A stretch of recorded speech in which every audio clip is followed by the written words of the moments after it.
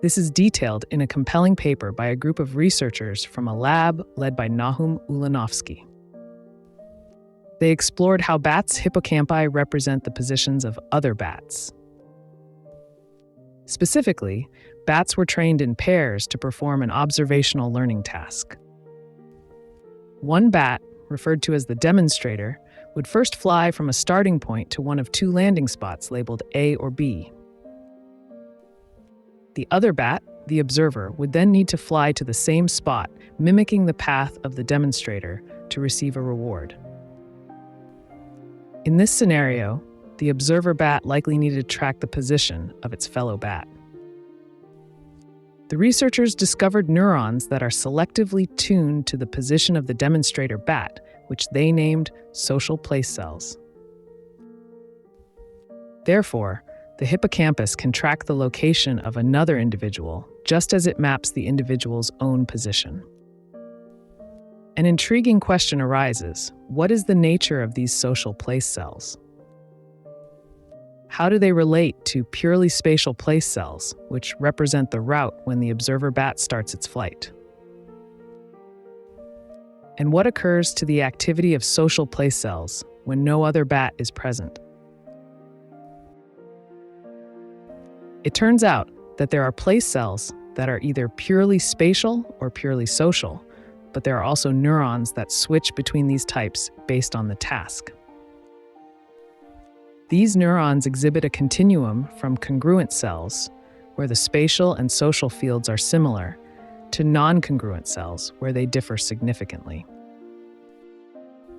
This suggests that information about the physical environment and social interactions is encoded together in neurons, with a single cell potentially having different roles depending on the context. Interestingly, if the task is modified so the bat has to follow an inanimate object, the way neurons represent other bats differs from how they represent inanimate moving objects.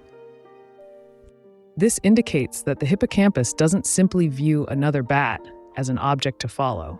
The fact that it is a conspecific changes its representation within the mental model of the environment. This leads to the insight that aspects such as social interactions and potential mating opportunities are intricately woven into the mental map of the external world, alongside physical features like reward locations and obstacles. But what happens when we eliminate the spatial component entirely? To explore how the human brain tracks social interactions, Daniela Schiller and her team created a choose-your-own-adventure game. In this game, participants interacted with fictional characters to find a new home and job, while the activity in their hippocampus was monitored using fMRI. Characters in the game established a two-dimensional social space defined by power, dominance and authority, and affiliation, intimacy, and trustworthiness.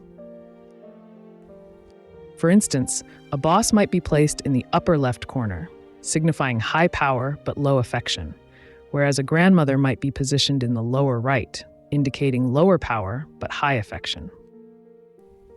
These dimensions create a notion of social distance between people from the player's perspective, which is subjective. The boss might appear much differently on his wife's social map than on yours.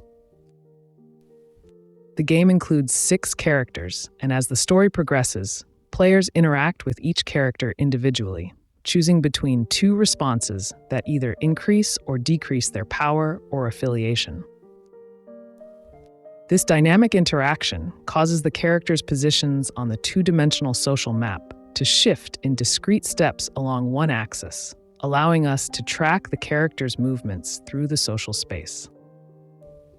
This movement can be described using either Cartesian coordinates or polar coordinates, which measure the vector angle and its length, representing the modulated power by affiliation and the absolute social distance between people, respectively.